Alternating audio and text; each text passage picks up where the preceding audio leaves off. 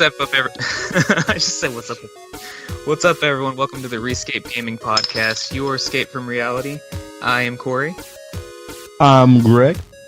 And on today's episode, we're going to discuss Crash 1 very briefly, give our top 10 overrated games, and do some game news. But first, Greg, what have you been playing? What have I been playing, Corey? That's a good question.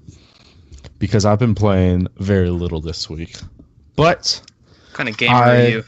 I know, I'm a horrible gamer. Life happens. I played some Tetris 99, which, have you played this game yet, Tetris 99? No, I've not, but I've been watching people on Twitch play it. Oh, dude, you need to play some Tetris 99. It gets so bad where, like, as I'm falling asleep at night, I just imagine Tetris pieces falling in place. It's stuck in my head. I played a little bit of.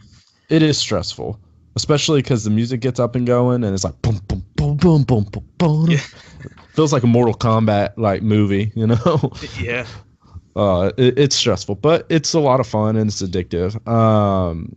I started playing Crash Bandicoot. Oh, you and I started playing that a little bit. Playing Pokemon Red still. I'm still grinding levels on that, so I'm kind of hit a lull. You know, because I just got to grind levels to take on the Elite Four. And Skyward Sword. I was going to ask, what level are you at on Pokemon? I think my highest is, I have a Raichu that's level 48. Oh, yeah, you were under level. Yeah, I know. I think Raichu's 48. I think Dratini's 45. Rhydon's 45. Blastoise 45. Gengar 39. And then Growlithe 42 or something like that. I'm trying to get them all to at least level 50 before I try. Yeah. But I got kind of bored, you know, because it's just like running around in Victory Road trying to find strong Pokemon to fight, and it just gets boring. You should just listen to a podcast while you grind. I do. I actually do listen to podcasts. It's one of my favorite things to do. But when I go through a whole podcast and I've only gone up like 3 levels, I'm just like, oh. Yeah, I feel you. What about you, Corey? What did you play this week?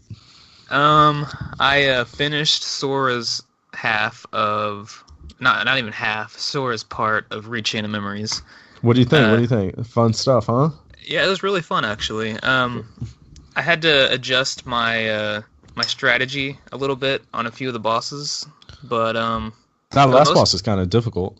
Yeah, but I started Riku up, and Wait, what was that, Greg? Oh, nothing. You made like a weird. I didn't mean to. Sorry. It's okay.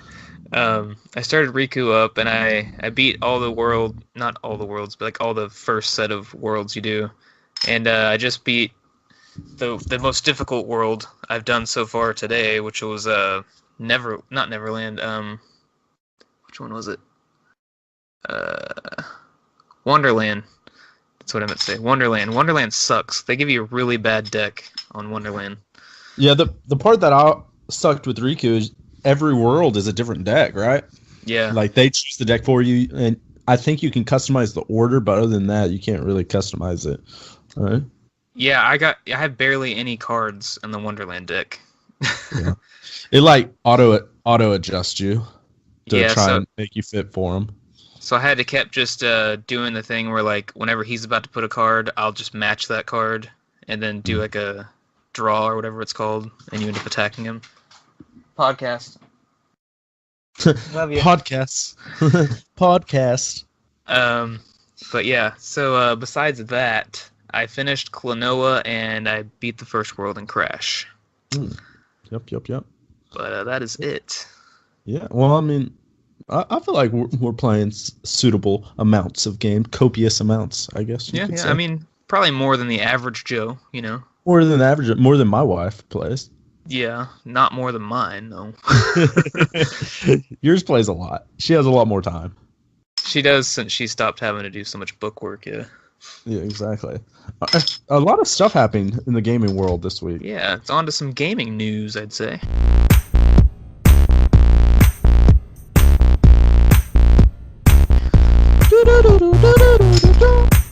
That was my breaking news. Yeah. So So what happened, Greg? I think the biggest news that happened was that I beat Klonoa. No, I think the biggest news by far was that Nintendo of America's president stepped down. Yeah, it's crazy. So, yeah, I didn't even see that coming. It kind of hit me out of nowhere. Did you see any of it coming? No, because like he's really well liked and well respected by everyone. Like in a generation where the internet hates everybody, most people seem to like Reggie. Reggie was just a nice guy. Yeah. Like he seemed very genuine to me. Yeah. You know? He's Like, down every to time I earth. saw him. Yeah, he was just like, "We're coming out with this new game. It's really fun. I like playing it. You'll love it." And I'm And like, he would actually do interviews with like smaller podcasts and stuff. Like I don't think we could get him, but smaller than like IGN. "Well, we're not small, so he wouldn't." Oh, Yeah, true. exactly. We're too big for Reggie. We're too big. We discussed this today. We're basically famous now. It's hard to go to Walmart. a little side thing on this whole ordeal though, because we saw that Bowser, dude's last name's Bowser. He's now. Oh yeah, the Doug Bowser president. took over. Yeah, he was the vice president. Yeah, so it's kind of annoying to me, like the internet's making fun of his last name or like making it into like a we don't trust Bowser, and like because I already knew about Bowser this whole time since he became vice president, so like his name's not new to me. Yeah, I saw that he's been in the gaming world for over several, like a decade, but he joined Nintendo. I saw in 2015. Yeah, I've known about him that, since he worked then. with EA. He worked with EA and someone else, but I mean, yeah. So when everyone's like, "Oh, Bowser," I'm like, "You're like 4 years late, bruh." But here's the problem. Like, you say that's an issue. I love it, for one, because it's perfect. It's beautiful marketing. Oh, it is. Whether it was thought out or just coincidental. I think it was probably more coincidental than anything. But did you not see his Twitter? Like, I think it was his Twitter. Maybe it was Instagram or Facebook or something. Some social media account. He uploaded a picture. Where it was like, "Thank you for the warm welcome." Did you see that? No, was it Oh my God. Bowser? No, it's just it's Bowser. It's President Bowser, not like I thought Mario about, Bowser. like, But animated Bowser. no, it's him standing there in front of a shelf with some toys, like Nintendo toys, obviously, like mostly Mario like plush dolls and stuff, and he's like smiling, happy, and it says a little sign that says "Thank you," and in the back you can see at the top of the shelf you can see Mario and Luigi tied up together. They're like tied up with like a controller, like he's taking over. controller Bowser's cord. taking Yeah, over. it was like great. just tied up. I was like, "Oh, that's pretty funny." That's amazing. Yeah, but I But mean, yeah. Reggie had a nice little video send off. I thought it was very heartfelt. Yeah, sad, but better to go out on your own terms than like people get mad and like he get fired or something. Exactly. I think he went out on good terms, but who knows? There could be something behind the scenes or something. They're like, we'd really rather have someone named Bowser be our president. Yeah, maybe. So, Yeah. but he had good relations with the other branches, and I think that was important, from what I could tell. Yeah, definitely. Anything So, anything else happened this week that you think is worth discussing? We have Anthem on the list, but I have not looked that much into Anthem, so this is all you. Okay. So I put Anthem on the list because it's a lot of people's really hyped game, and it came out this last weekend. Mm-hmm. So, I mean, it came out, real recent. I didn't pre-order it, but I worked with some guys, and they all pre-ordered it, and they're really excited. And it's a game that I'm interested in because you're basically Iron Man, and apparently the flying's amazing. So, I just wanted to discuss it, that it was doing really well, and it just came out, and I'm sure a lot of people are talking about it. I haven't played it. Seen some gameplay of it. Looks pretty fun. Does it have a single player? That I don't know. I'm pretty sure it does, but I think it's kind of like Destiny, and they're kind of like pushing for co-op. I think that's the feel they're getting. Like, you can play through single player, but the game was really designed to be experienced as 2-player. I might try it eventually. Maybe. Probably not, but I'll look into it. I've just been like really like not into multiplayer games lately. I don't know why. We played a multiplayer game yesterday. You know what I mean, like competitive multiplayer. Oh, okay. Fair enough. But if that's all we have in the news, let's move on to our mailbox. Mailbox time. Mailbox time. I was gonna jump into like the Blues Clues song, like mail time. Here's the mail that never fails. Never fails.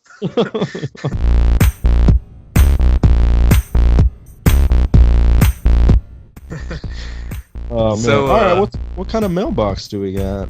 So I asked people in Gaming Central, which is a group that I created on Facebook years and years ago. We're now over 2,000 strong. So if you want to join that, look up Gaming Central on Facebook. But I asked everyone in there what's their top 5 time capsule games, which if you remember, we did that on episode 1. And if you haven't heard that, go check it out. Basically, these are games you would save to show future generations if some kind of apocalyptic event ever happened. So the first answer we got here was Christian Curtis. You gotta throw that in there. You gotta throw that in there that you threw it on me the day of. You're like, internet doesn't exist, by the way. And I was like, okay. Because a couple of my games from the original list were like, I was like, oh, well, yeah, we play multiplayer online. And you're like, well, I was imagining a world where internet doesn't exist and you couldn't do multiplayer. And I was like, oh, changes my whole list. The whole reason why games were gone is because something happened. So you think the internet would still be there? Listen, they survive forever. Much longer than us. Yeah, and I guess we could also say, well, maybe electricity's not there, so we couldn't play games anyways. You got a good point. What games would you most like to stare at the case? Oh, okay. All right, sorry. Christian Curtis but answered and said his number 1 would be Legend of Zelda: Ocarina of Time. His number 2, Legend of Zelda: A Link to the Past. His number 3, Sonic Adventure 2.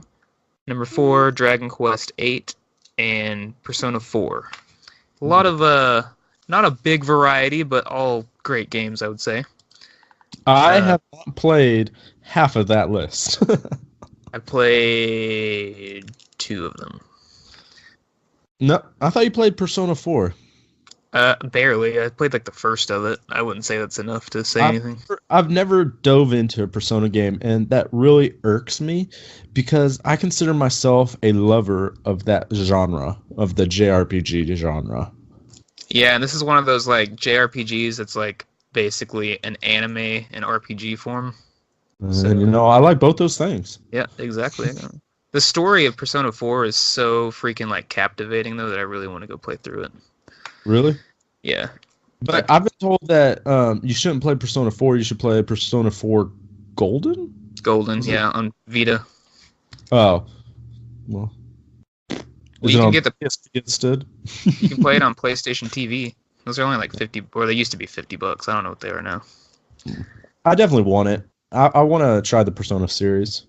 Do you have this pulled up, Greg? Yes, I do. I do actually. Side note: have you played any of the Dragon Quest games? He said Dragon Quest 8. No, but I really want to. I love the Dragon Ball series, and so I've always kind of been interested in the Dragon Quest games. Another JRPG that I love the animation in those games. Yep. Okay. And I think you can go Super Saiyan and do Kamehameha waves and stuff in it, so. I did, however, beat Chrono Trigger, which also uses that artwork. Yeah, that's true. That's another good game that we didn't discuss for our list. For our time capsule list. Yeah, that'd probably be a good one. Yeah. I'd say. Maybe. Yeah. Okay. Our buddy Scott DePiro wrote in. He wrote in twice, but I'm only going to use his first answer. So, Dark Cloud 2, Tales of the Abyss, Legend of Zelda Twilight Princess, Super Mario World, 1, 2, 3, 4, and Bloody Roar. What do you think of that list? It's a good list. He's got some RPGs in there, platformer. Dark Cloud's kind of an action RPG like Zelda with. Plus, you can golf. Do what? You can golf in Dark Cloud. You You can? get to golf. Yeah. Have you ever played Dark Cloud 2? I got really far into Dark Cloud 1. I haven't played 2. Dark Cloud 2 is completely different from Dark Cloud 1. It is JRPG still, but it's like you golf. I don't know, it's weird. You can like hit a you have two of the games and you refused to sell me one, so I figured you'd played it more than I had. Is But no, there you get still like a town building mechanic? no, I don't think there is. I don't think there's a town building mechanic, and which is weird because I really love that aspect of it in Dark Cloud 1. It was like dungeon explorer, town builder simulator. We gotta play that soon. Like, I'm kind of getting an itch to play Dark Cloud 1. It's just like so different from everything else I play. So It's a unique game. Plus, I think it's pretty cheap on the PlayStation Store. I actually already have it on there, so that makes me want to play it even more. Oh, look at you. Yeah, you don't have to buy 8 sealed copies of games. So for those of you out there, every Legend of Zelda game out that's ever been produced, Corey has No. at least 3 copies. No, Don't not let him every lie. single. He has one copy that he played. We talked about this earlier before we started the podcast. He has one copy that he's played. He has that same exact copy sealed. Then if Nintendo Select's done a Nintendo Select of that game, he'll have a Nintendo Select sealed. And if for any reason they had to do a refurbished edition, he bought that sealed. And The refurbished ones aren't sealed, everyone. Don't let him lie to you. And if there's a deluxe edition, he'll buy that sealed. And if there's a premium deluxe, he'll buy that sealed. So half his game room that he's so proud of is just the same Zelda game 28 times. You forgot, or if there is some kind of cover variant, like if they change the cover art. Oh yeah, this one is slightly darker blue, so I need to buy 2 of those. You know, because one will eventually, I'm sure. Just to give some context to this, I love Zelda. It's my favorite game series of all time. So yes, I have a nice Zelda collection that I like. But I only started doing this with the recent Zeldas, like Wii, 3DS, and up. That's what I've done. The Wii series that came out 11 years ago. Yeah, I mean like more recent, like not the cartridge based one. I don't have like 3 Ocarina of Time. Well, on 3DS I do. What? Yes, you do. You just showed me. You know what I mean. Oh, man. But Okay, moving on. Back to Scott. I've never played Tales of the Abyss. In fact, I've never played any of the Tales game. Are you serious? Secret Time. I've never played any of the Tales game. Greg, dude, they're so freaking good. They're so good. And back to I love JRPGs. And I guess I'm not as big of a fan of JRPGs as I like to say I am. So these are basically, you know, I said Persona was like an anime and RPG form. So are the Tales games, but they're action RPG form. Right, like I love everything about it, and I've seen gameplay, and I've watched some Let's Plays, not complete Let's Plays because I want to play them, trying to decide where to jump in, and there's several that I really want to try and get into. I've just never played them.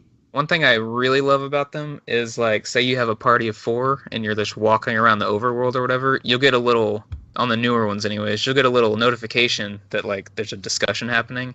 You go to it and you get to just see them talking to each other, and they're usually hilarious. Like they're like talking crap to each other, or like one of them farts and the other one says something, you know, like, and you just get to see these little side conversations that are happening just in the middle of your game. It's really cool. Saw how that chocobo kicked you in the face. But yeah, it helps you get really attached to your characters because like you get to see their personalities fully fledged out. But I have a question for you though. Yeah. If I put on a different set of armor or shield or weapon, does that change what my character sprite looks like? Like, can I actually see the change? I think you can in the newer ones, yes. Pretty sure. That's the biggest one I want from a JRPG. Just let me see the changes. It's like, this whole game was terrible, but I can see my cloak. Close. It changed color and designs. Thank you. But I've never played Bloody Roar, by the way, Scott. So I haven't either. I think it's a fighting game. Probably. I'm not a big fan of fighting games, but the next person though, Nawaf Al Ajmi. I'm sorry if I said that wrong. Probably this dude plays a lot of games. Like every day he uploads a game to Gaming Central that he's beat, and I'm like, bravo to you, dude. Bravo he kills it, man. He kills it. Oh So shout out. His first one is Sands of Destruction. I have no idea what that is. Not gonna lie. I don't either. High Seas Havoc. Have no idea what that is. Klonoa. I do know that one, and that's a good pick. I like that game. Rystar. Don't know what that is. Do you know what that is? No, no. I'm looking up Sands of Destruction right now. So Sands of Destruction is a Nintendo DS game. It's a role-playing game, a JRPG. It looks like, developed by Image Potch and published by Sega. Released in 2010 in America. Story revolves around a young man, Kyrie, who possesses the power to destroy the world, though he does not know why. The female lead is Morty, a member of a group that is trying to destroy the world. It's a 3D environment, rotatable camera. Battle system is turn-based, but has timing and fighting game influences and utilizes both of the DS screens. It looks pretty 8-bit type, over-the-top adventure. It only got a 63 Metacritic. GamePro gave it 3 out of 5 stars. IGN gave it 7.4. So, I mean, it got mid to average ratings, but I mean, it looks kind of fun. Nice. I like the art style. I took the pleasure of looking up High Seas Havoc. That is a Mega Drive / Genesis game. Whoa, old school. Yep, known in Japan as Captain Lang and in Europe as Captain Havoc. It looks like a side-scrolling platformer. It has kind of like Sonic-y graphics and colors to it. And that's High Seas Havocs? Yeah, very colorful. It looks pretty. I might try that, actually. What was some ratings on it? Are you on the Wikipedia page? Yeah. The Wikipedia should have ratings down at the bottom. It's got 3.5 from Game, or 3 out of 5 from GameSpot. Oh, okay. I was like, dang, it only got a 3. Yeah, that's the only rating I see, though. Yeah, I guess it's not very talked about. Yeah.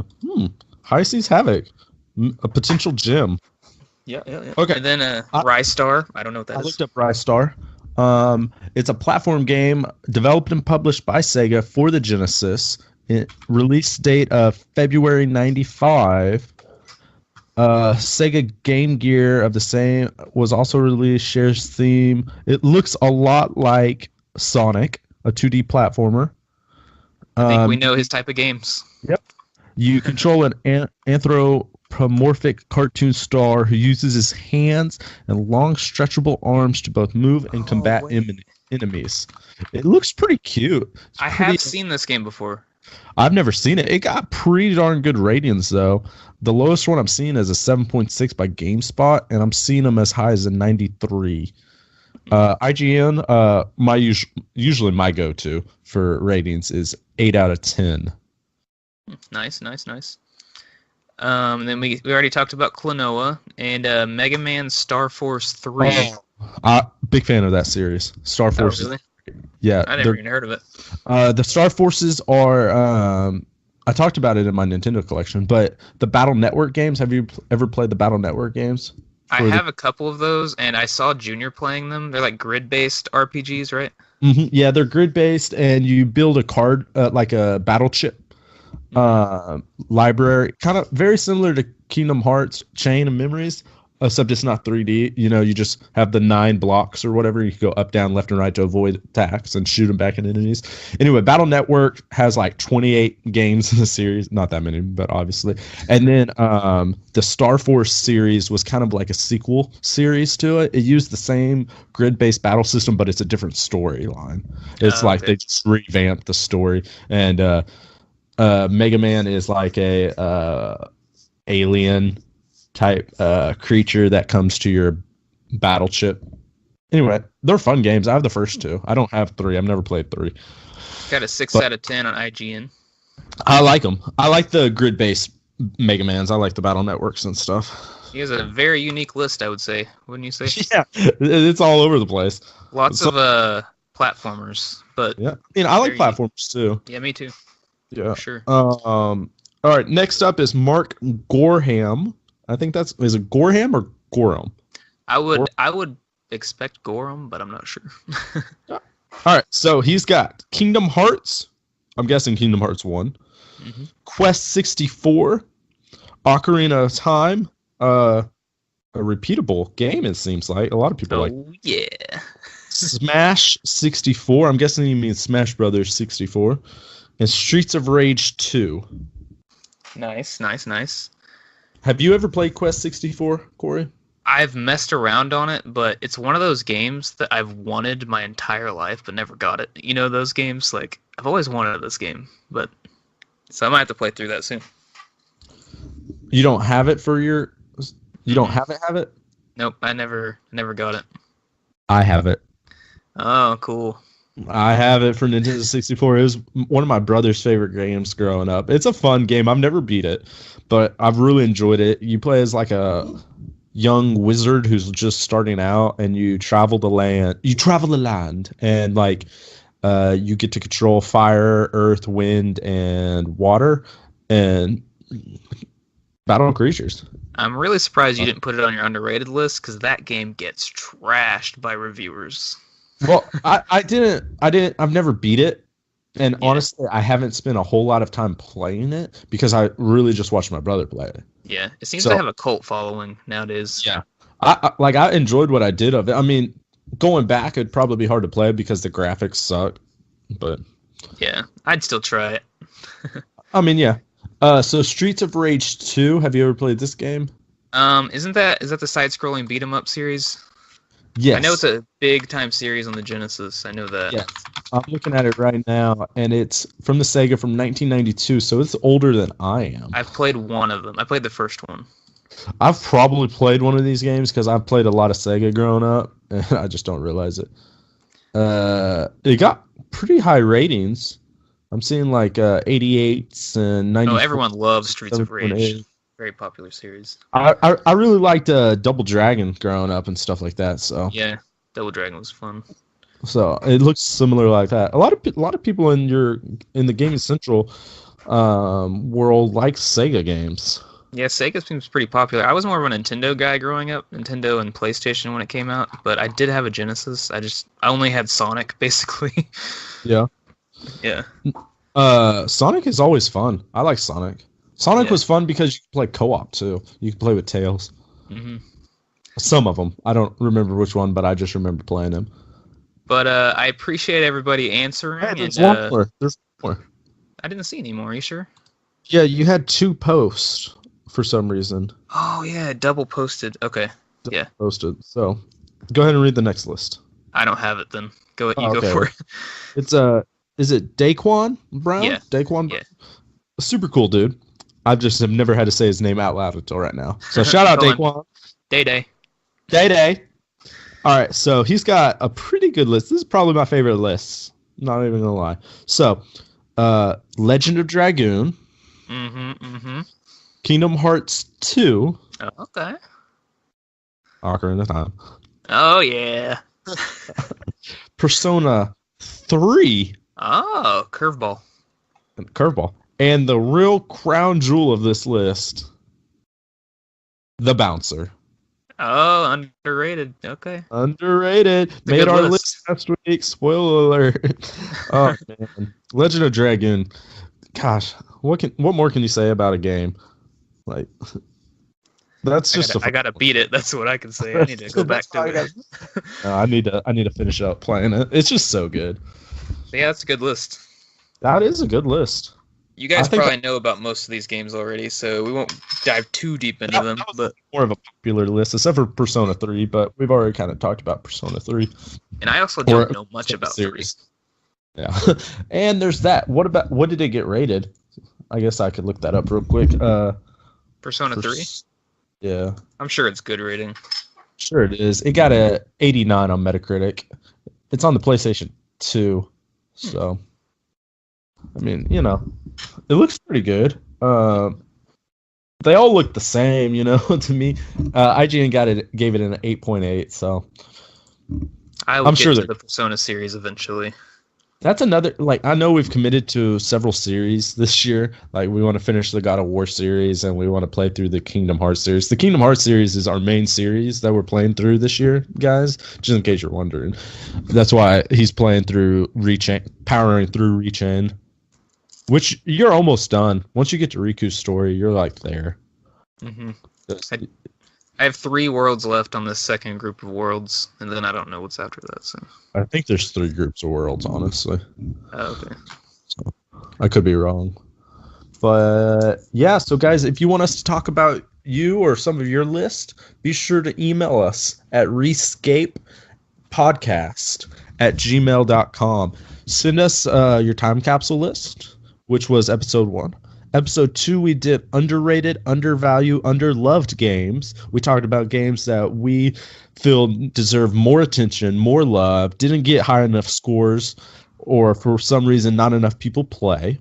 And you can check that out on episode 2. It's on all our sites. And then today we're talking about overrated, too much hype on games. And if you want to send us some games you think are overrated, or any other gaming trivia, knowledge, facts, or just random nonsense. If you want me to shave a design into Corey's hair, send that in and I will do it next time I see him. So that's rescapepodcast@gmail.com. All right. Now we are on to our insert witty title.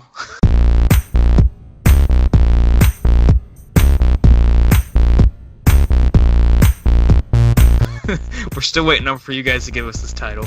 I might just post that in Gaming Central.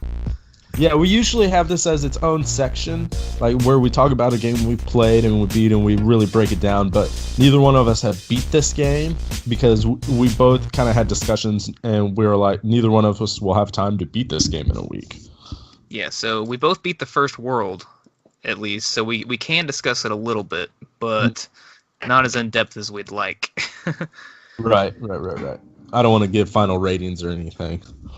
So, I have some initial thoughts on it. What are yours, Greg? And Crash? I guess Crash 1, by the way, guys. We're playing Crash 1, Crash the Bandicoot, on the Insane Trilogy. And I'm uploading mine. By the time you guys hear this, I'll have at least 1 or 2 episodes up on my YouTube channel at Aerodontus. If you guys don't want to play, but just want to watch me play some platforming. I think Corey's doing the same thing. I think he's recording these games as well. Is that right, Corey? Yes, my episode 1 will be up Tuesday, so it might already be up by the time you hear this. Yeah, by the time you hear this, you'll have time. We encourage people to play these games with us so that you can have mutual discussions. And if you want to email us at rescapepodcast@gmail.com and let us know what you think of the game, we'll be sure to talk about your opinions as well. So, back to the original question. Sorry about that. A little bit of a tangent, a little bit of soapbox. It's all gravy. My initial thoughts are either I remember this game completely different than I do as an adult, or I was way better at it as a kid. Because, oh my gosh, this game is hard. I know, it's so hard. It's such a beautiful game, though. I love the art style. I love how they just remade it. It is a remake, by the way. We didn't discuss that, but yeah. we can discuss that another time. Remake of the original games. It's a fun game, but man, I die a lot. Yep. What about you, Corey? So quick thoughts. I never got super into this game when I was little. I had a PlayStation Underground disc, and it had Crash on it. So the only level I really played is the one where you're running towards the screen, running from the ball. I remember playing that level a lot. And then that same level shows up in Uncharted 4 at one point. You play through it. Yeah, because they wanted to like tease that this trilogy was coming out on Uncharted 4. Oh. So you play that level of Crash. And I had to get a trophy from it, so I played it a lot, that level. And so I was under the impression the whole game was running towards the screen. So that's why I never had any want to play through the series. I was like, I don't want to be running at the screen. I don't like this style of platforming. Nope. That was only one level, though. The game's completely different from that, like the rest of the world. I like how it's set up like Donkey Kong Country. You got your island, go around for each spot, beat it. I don't remember that from the original. I never played the original, so I have no idea. I just played that one level. Over and over again. This game is hard as balls, though. So, we were talking about this. the very first level's simple, and it's easy. You can collect all the boxes pretty simply, and if you collect all the boxes in a level, it'll give you a diamond, right? So when I got my first diamond, it unlocked like a bonus level up on Vortex's castle. So I went to it because I was like, oh, I guess this is where I'm supposed to go for my second level. Don't go there. Do not. I died like a lot. The difficulties, like if the first level was like maybe a 3 or 4 out of 10, on the difficulty level, this Vortex's was like a 9 or a 10. Like it's by far the hardest level I've played in this game. I was like, oh my gosh. Really? I didn't try to get everything, so I didn't even do that part. No, because I was kind of like, I'll play through the first couple levels. I think I could get the platinum trophy in this game. No, abandon that real quick. Yeah, I knew I wasn't going to from the start, so I was like, oh, I missed an apple. Screw it, let's go. Well, the apples don't count towards it. I think the apples are just like, if you get 100, you get another life. Well, at the very end, it says, like, you got 50 of 57 apples. But I don't know if it's a trophy or not. End of each level? Yeah. I don't think it does. I thought it just was the boxes that it was counting. I don't know. I saw apples, I thought. Maybe not. I was thinking it was just boxes again. I could be wrong. Possibly. Possibly. But what'd you think of the first boss? He was confusing at first. I was like, I kept trying to hit him, and I was just bouncing off of him. It told you right as it loaded real quick. What'd it say? One of the, in the loading screen, it gives you like little tips and tricks at the bottom. Yeah. It said, body blows don't hurt Tapu Tiku, or whatever his name is. I know, so I was trying to jump on his head. That's how you beat him? I'm talking about like from the side, just like... Oh, you're like, without him like being like bent over? Yeah, I was like, what the heck? But then he's easy once you figure it out. So. Yeah. Anyway, I don't know how many worlds there are, but I'm enjoying it. It's a shorter game, I'm pretty sure. Yeah, I think it's 6 or 7 hours. I do anticipate raging a lot, so we will have our official ending ratings and stuff when we finish the game, everyone. Yes. So I think that's really all I have to say about it. Did you play as the girl? Like no, I realized changed to the girl. I realized you can only do it on levels you've already beaten, so I didn't do it. Are you serious? Yeah, because if you go to a new level, she's like X'd out, but then when you go back to a level you've already beaten, it'll let you switch to her. Maybe that's how you get like more boxes or something. Yeah, I'm assuming she has some kind of ability to like get you higher, maybe, or something. I don't know. She seems taller than him, so. Yeah, that means she must be better. Yeah. Yeah. Oh. All right, well, I think that kind of covers our first section. What do you think? So we're on to section 3-ish, kind of 2.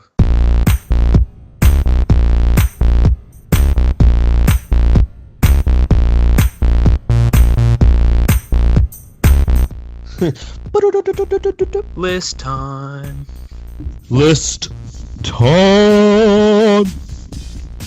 All right, everybody. This is our list. This is gonna be our overrated list, our top 10 overrated games. Just in our opinions, these aren't gonna be like based on everyone. If we haven't played it, it's not on the list. So let's jump straight into it, though. We should put some disclaimers out there before we just jump in. Sorry that I'm gonna piss someone off. I just want people to know, like, just because I put it on these lists, like, there's a couple. Just because it's on my list doesn't mean I don't like the game. Oh, 100%. I like a lot of these games. Like, some of these games, like, I do enjoy, or I have enjoyed. Like, it's just, I don't understand the hype behind the game. Like, the higher up it gets on my list, I'm like, I don't see how people can put 500 hours into this game, or I don't understand why people freak out about a new game in this series as much. Because I just couldn't get into it. Yeah, it's basically like a type of food. Like someone's like, "Oh my gosh, best food ever! I eat it every Wednesday," and you're like, "I'll try it," and you're like, "That was pretty good." And they're like, "That's it." pretty good. What? How dare you? You insult my religion. I'm like, it's a good sandwich. I just wouldn't eat it every Wednesday.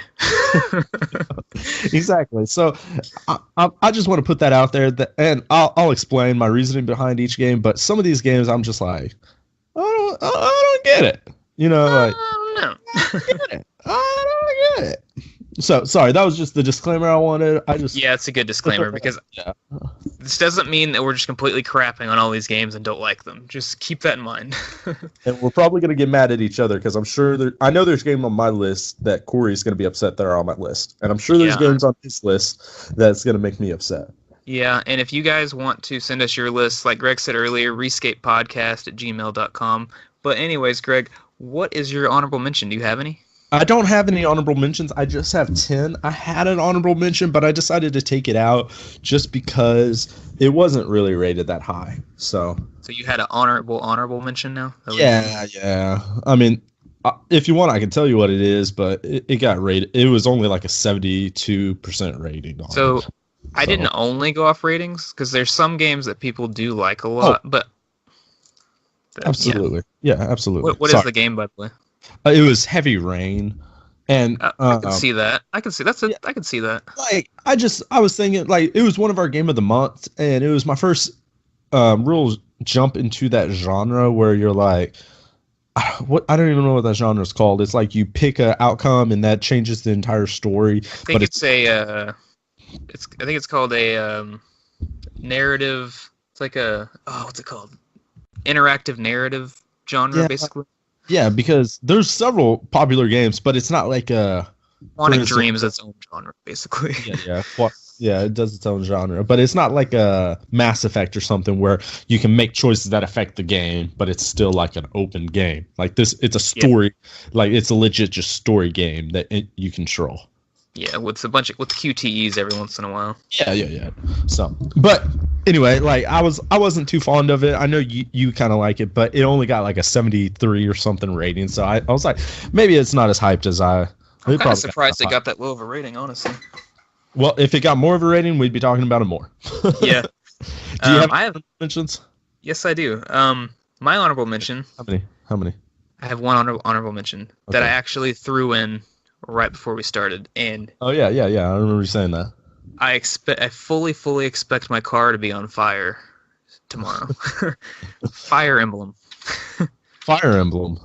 Yes, I think Fire Emblem's overrated. What? So Fire Emblem. Have you played Fire Emblem, Greg? No, and here's why. Before you get started, here's why I haven't played Fire Emblem. Because 1, I know I would fall in love. Really? 2, the biggest drawback I have with it is that it seems almost like a chess game when you're in the battle system, which I could probably get used to. Final Fantasy Tactics was like that, and I enjoyed Final Fantasy Tactics. I'm pretty sure Final Fantasy Tactics was basically a ripoff of Fire Emblem, because those are called strategy RPGs. Yeah, a lot of it's like a game I would be upset if one of my people died forever, but I also really like that concept. The newer Fire Emblems, you can turn that off. You can turn permadeath off. Well, I like the idea of permadeath. The hardcores, they leave it on. The hardcore Fire Emblem people. But no, I haven't played it. I'm really interested in Three Houses that is coming out for the Switch. I'll probably get into that. I like the idea of that, and I've never really gotten into it for that reason because I know I'd spend a lot of time on it if I got it. Sorry, go ahead. Why is this overrated in your opinion? Did it get a good rating? I only have Fire Emblem Awakenings rating right here, 92. The reason I put this one is it's one of the newer ones. Newest ones? Oh, sorry. Yeah. It's not the newest one, no. Okay. But it's a newer one. It's on 3DS. But this is a lot of people's entry point, not like recently, because no permadeath, so it's more approachable than the other games. The other games are kind of hardcore. Allows you to turn it off? Yeah. Okay. And so this is where I jumped in. I was like, I'll try Fire Emblem Awakening. And while I did like it, I like Fire Emblem Awakening, guys. Just saying, I like it. Had good story, cool characters, etc., etc. But etc. the one of the biggest reasons I love RPGs is the exploration, and Fire Emblem has none, or at least what I played didn't have any. Because like, there's no overworld, basically. Like you can't.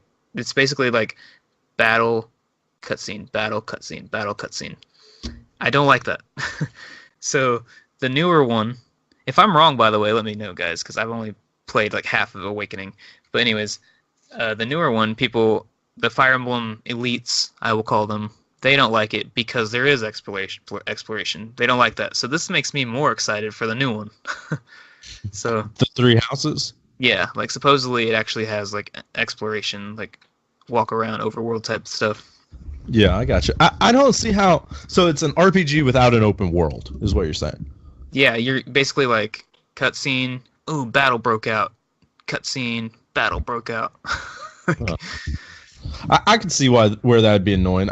Because I like open world because I have this unquenchable desire to talk to every single person, open every single door, open every single cabinet, open every single chest, kick every pot. Like it's like whenever it's like really gross outside or something, I love it. But when I have a bunch of games I'm playing, I have to avoid those games because I'm just like, I haven't explored this 10th of the house yet.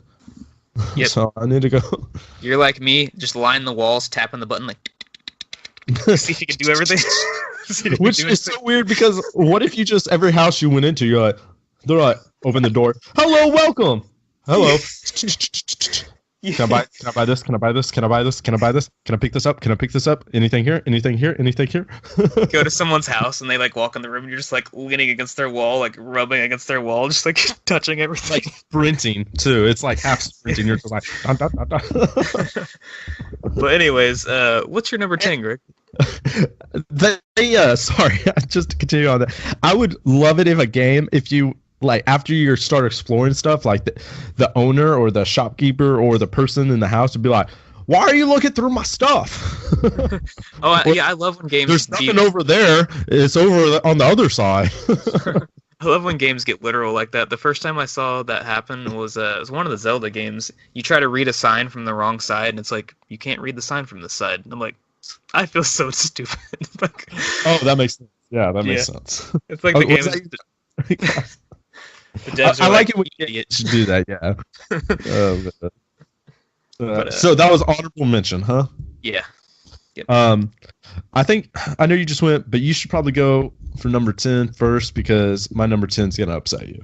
So okay. I want you to have a fresh perspective and a happy mood for as long as possible. Yeah, Greg, I just want to let you know that I am just really happy that this list isn't live with like an audience because I do not think I'd make it out of the building. I know I wouldn't. I have several games that if we truly had made it and we truly were famous, oh my gosh. Yeah. Yeah, it'd be bad. We might have to delete this episode if we ever actually get a lot of followers. But anyways. Anyway, so what's your number 10? My number 10, I'm just telling everybody, I like this game. I beat this game. I love this game. I beat it. It's overrated, though. Skyrim. Yep, I almost put Skyrim on mine. Skyrim. I'm sorry, guys. Skyrim's overrated. It's because, okay, the thing is, like, what I want out of a certain genre of game, just like Fire Emblem, what I want out of Fire Emblem is exploration. I don't really have it. What I want out of, like, a big open world RPG, I want story. And Skyrim's story is just, it's so watered down because the only way you can get your story, like big story elements, is to find like tombs and books, read, get deep in the lore. Like, sure, that's possible. Legit cutscenes, like, I want what BioWare does in their high fantasy games. I want what Dragon Age does. And I like Skyrim, but the watered down story just hurts it for me. And I don't understand how people can just play this game over and over and over and over again. I would get really bored. So, yeah, that's my number 10. Fair enough. So, do you think Skyrim's overrated? I do. I've never beat Skyrim for that reason.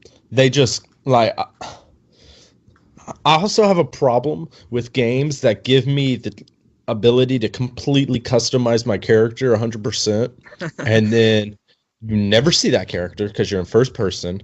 You can go out of And first then person, but yeah. you can go out of first person, but you're at a huge disadvantage if you don't have the big clunky armor with the helmet. So what's Yeah. the point of me going through all this trouble?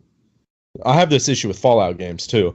I'm like, come on, why do I go through all this trouble Yeah. if like just if I'm out exploring, like there should be a mechanic or like a code in the game where if I'm in a safe zone, my my armor goes away, or something, so I can enjoy my character Yeah. Yeah, very true. or something. Like I put Or a if lot of time into my stuff. or if like it had a mechanic where like if you switched off of first person into third person, it would go into more like a Zelda combat, like if you wanted it to, instead of like you being at such a disadvantage from being in third person. Mm-hmm. You Yeah, know I what I can mean? see. Yeah, but But I'm sure that would take a lot of effort and time, and I think not enough people really have that complaint. yeah. Plus, you can't see your feet. I don't like that. You can't see your feet. Yeah. But So no, Greg, yeah. what's your 10? Number 10. Okay, so I'm gonna give my reasoning before I condemn myself to death.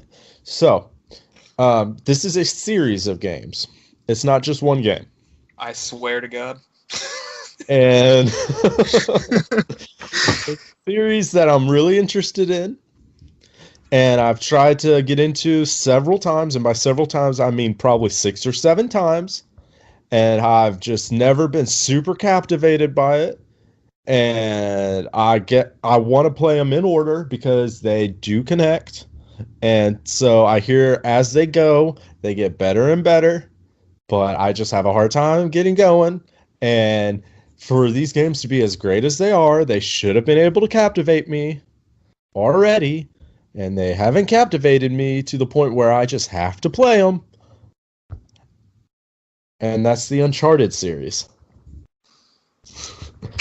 So, the Uncharted series, in my opinion, has been overhyped. And I know that's blasphemy in a lot of people's ears, because here are the ratings. IGN, in order, for the main games: 9.1, 9.5, 10, and 9. Out of this world love and admiration for these games, and I'm sure 3 and 4 are amazing. I hear 3 is possibly the best game ever made.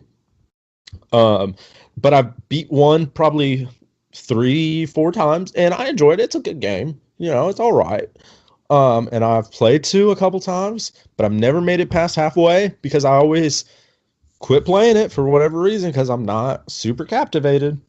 And it's a series I want to finish, and maybe one day when I finish it, I'll fall in love with it too. But as of right now, it has been unable to capture my attention and my prolonged satisfaction. Um, Go ahead, let me have it. It's your Let me opinion. have That's it. fine. But as someone who's beaten 1 twice, Platinum 3 and Platinum 4, and beat 2, I will say you are doing yourself a great disservice by stopping midway through 2. There's a lot of stuff.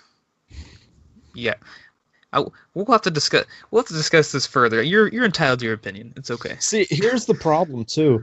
I'm a huge Jack and Daxter fan, and I thought I was a huge Crash Bandicoot fan. I'm finding out that I'm maybe not as big of a fan, but I love Naughty Dog.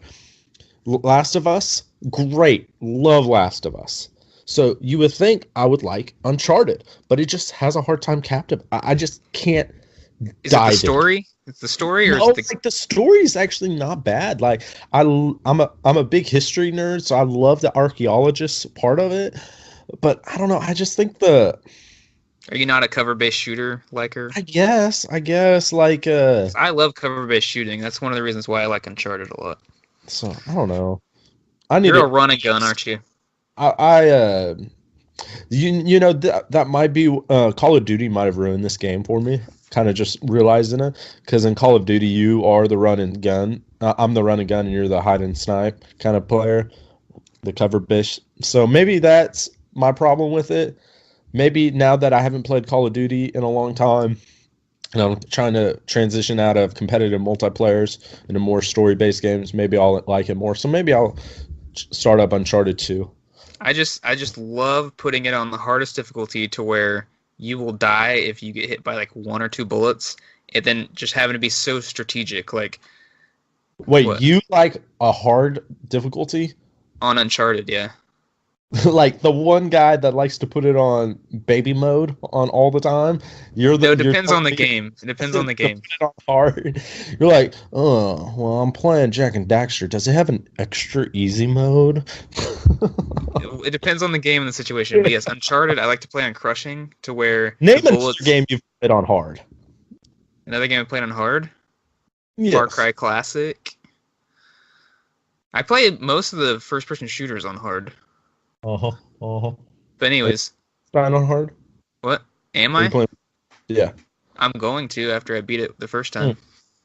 Okay, okay. I'm just giving you a hard time, but But anyways, there's just something amazing about like being undercover, like behind cover, and like people are popping up and shooting at you, and you lining up that headshot like right when they pop up, drop that one, go back down, wait for the bullets to fly, drop the next guy. You know, it's like it's just very. It's almost like a puzzle, like because you got to shoot certain. Like one of them might have a barrel by him. And you're like, if I shoot that, I can take out three of these dudes. So shoot the barrel.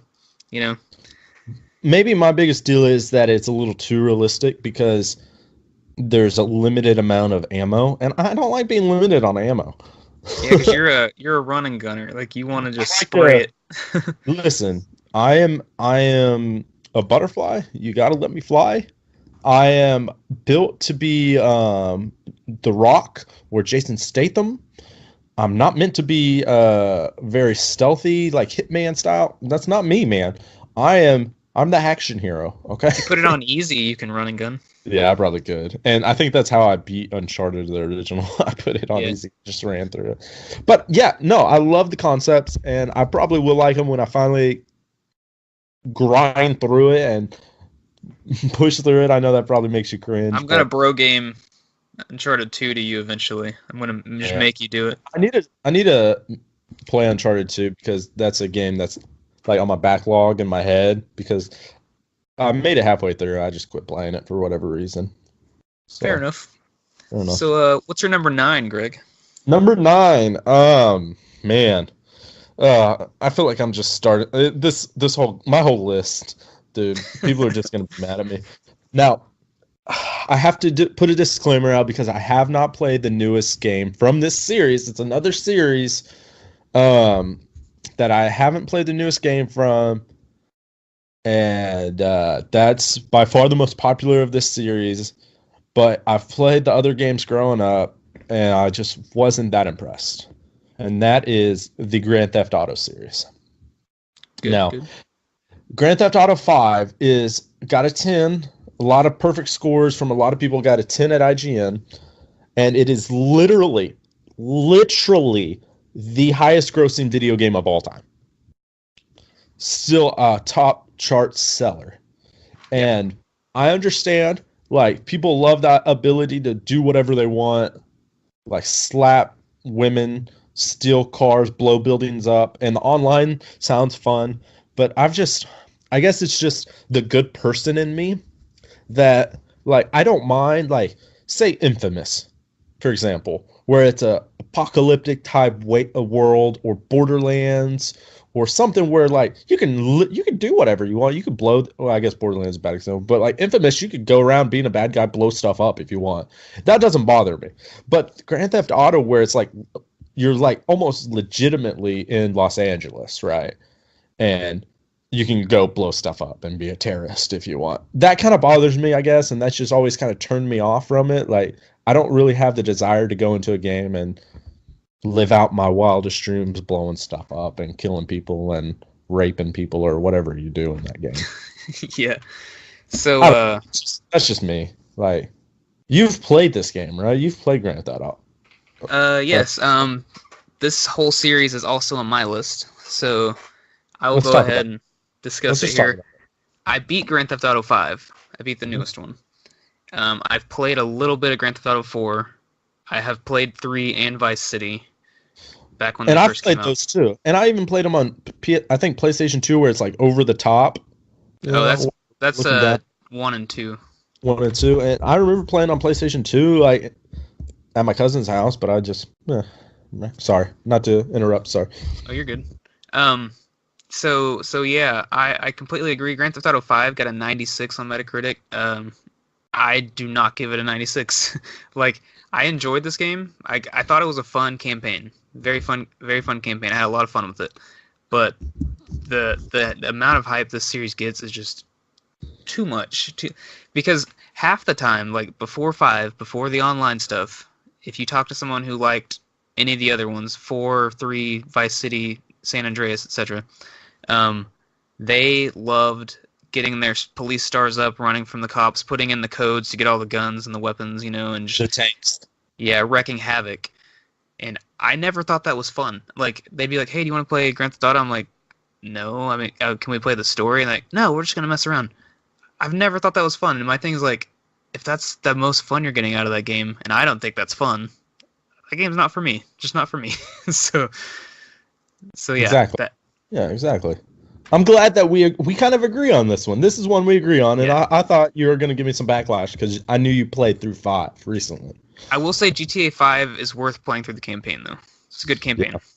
It's just, I've never had any, like, I hear it's a great game, and I trust your gaming opinion most of the time. No, all the time I trust it, but it's just, yeah, it just doesn't appeal. Like, it's just one of those series where I'm just like, eh. I do respect GTA, though, because it does a lot of cool things that, like, have changed video games, like, overall. Because, like, GTA 3 was a phenomenon when it came out. Like, a whole city to explore, all the crap you could do, all the cars you could steal and wreck and ramp, and yeah, it's cool stuff. Are you It's going to just do your usual Jack 2 reference here? no, not yet. Okay, good. But not yet. Oh, yeah. So ready for it. Okay. So my number 9. What's right? your number 9, Corey? Number 9. Jack 2. Oh, here we go. Okay, here we go.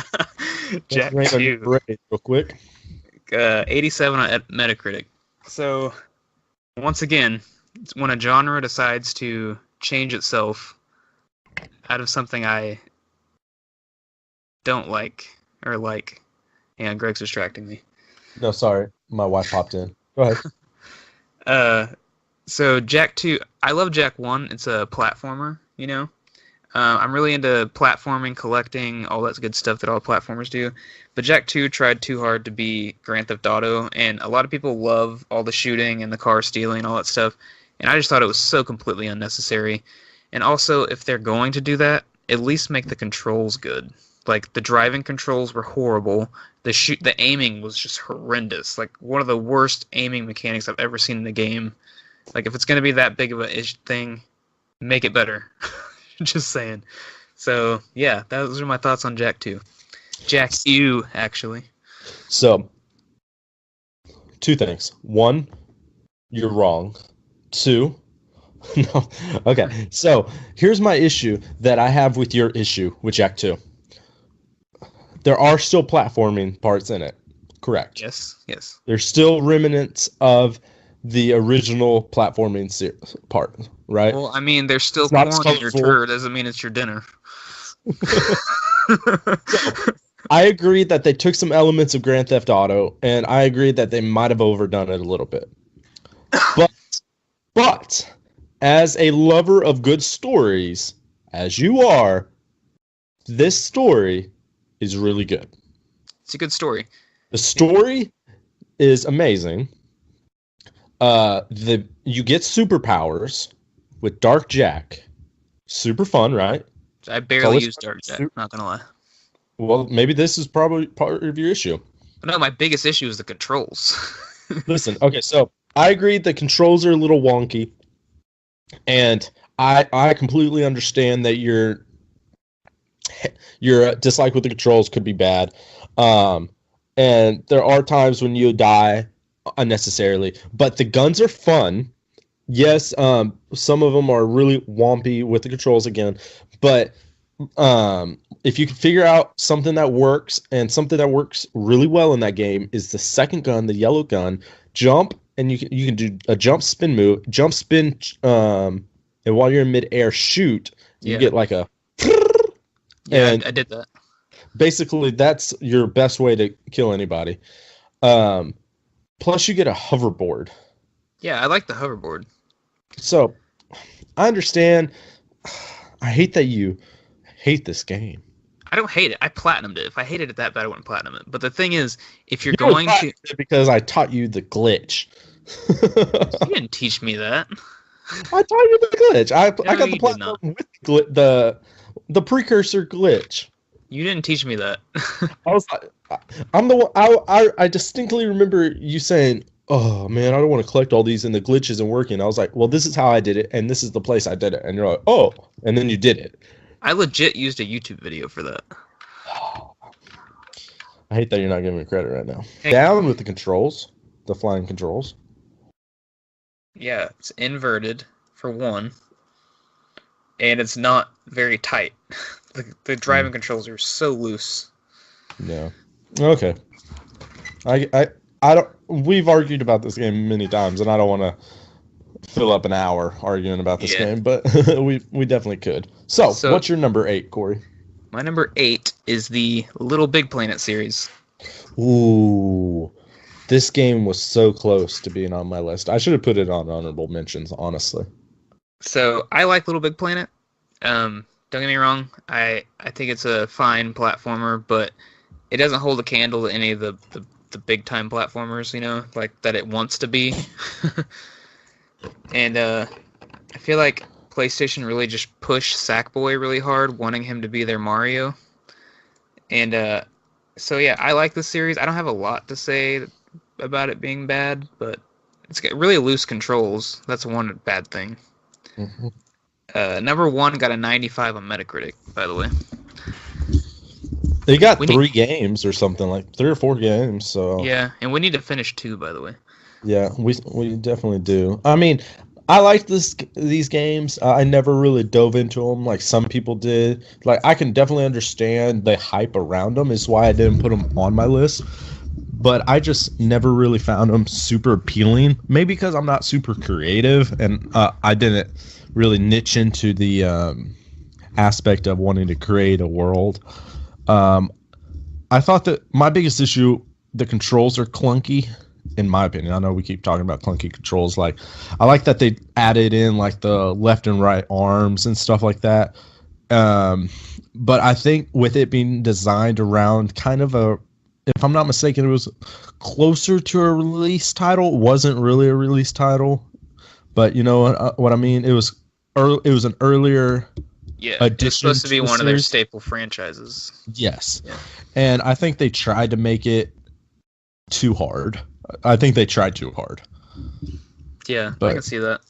I mean, the little bit I've played, I've enjoyed it, you know, so. My thing is, it's not. Go ahead, sorry.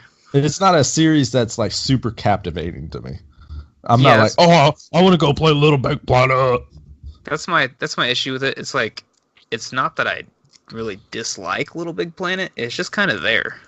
It's just like, well, I guess I'll play it. Like, yeah, Little Big Planet's cool. I guess it's cool. Yeah, it's whatever. Whatever. So, Greg, what's your number 8? Gosh, this is the third in a string of lines. I think it's just escalating, and I think you're really gonna hate this one. This might be the worst one you've hated. Maybe, I don't know. Okay. I'm just gonna say it. Final Fantasy VII. Okay, that's fine. Overhyped. A lot of people think that's overrated, actually. Okay. Well, so here's the thing. I've never beat this game. And I really like Final Fantasy. I really like the series. I've always had fun. I've had fun playing this game, which is why it's low on my list. Like, I didn't want to put it super high because I have enjoyed it. But I haven't beat it. And if I beat it, maybe it'd be better. I've only beat Disc 1 and like halfway through Disc 2. So I am excited for the remake. I'll probably get it pretty early on and play through it. It's going to be episodic, though.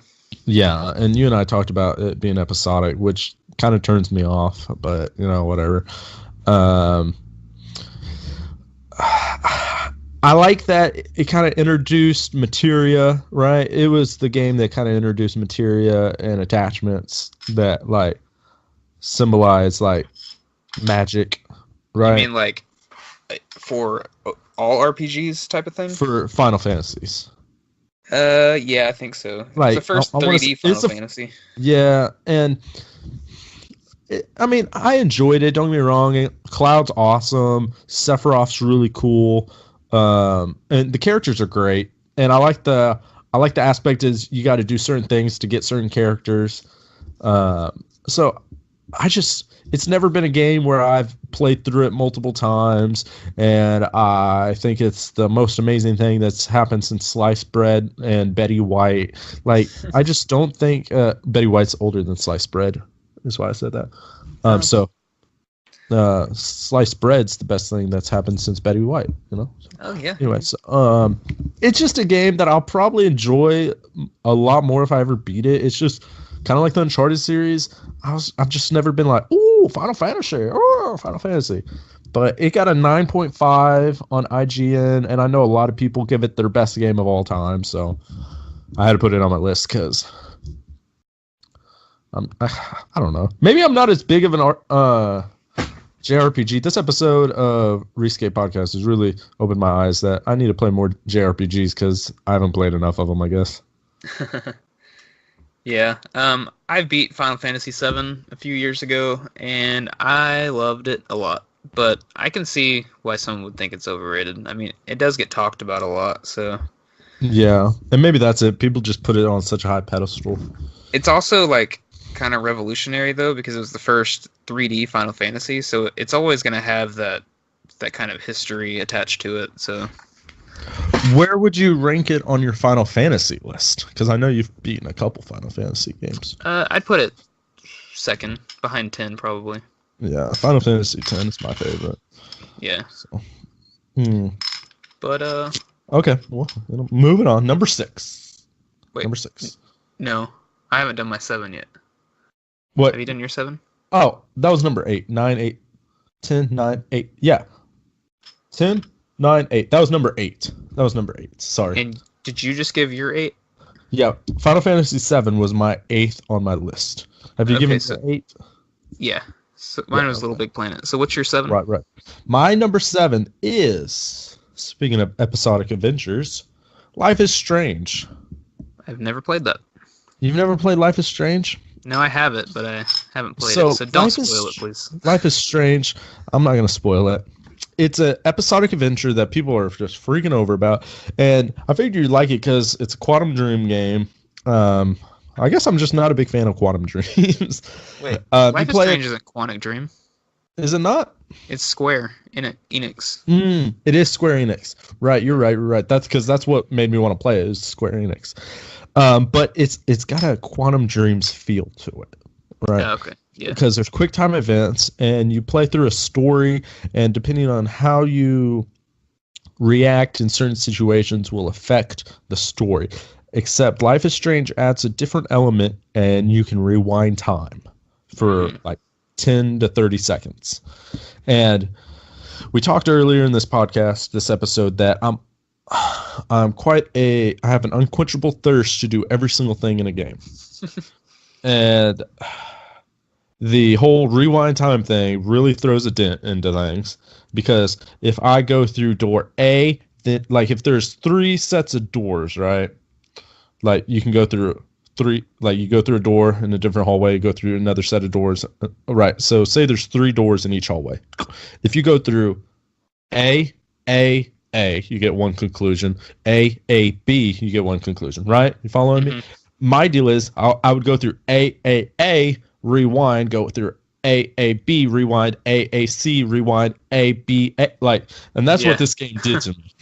It threw me into a constant loop of all this possible actions and talking points that I just couldn't keep up with, because I was like, maybe I should have said this, maybe I should have said this, and it was just, the story wasn't that appealing to me. It was like a rebellious teenager, blah blah blah.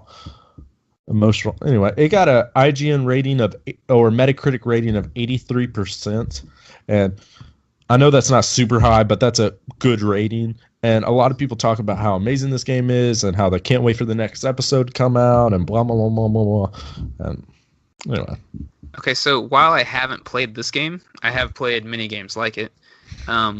You can't do like what you're doing. You basically have to be okay with all your decisions, go through to the end, see it through, and then go back and do that stuff. I can't do that.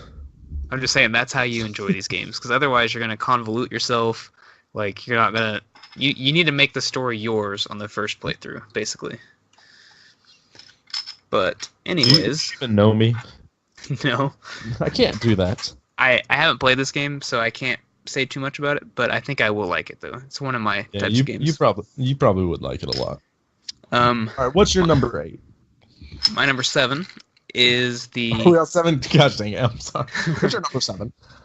Sonic the Hedgehog series. Wait. The entire series, or the Sega Genesis, or the GameCube, or the Wii, or Not the. I'm talking about Sonic the Hedgehog 1, 2, 3.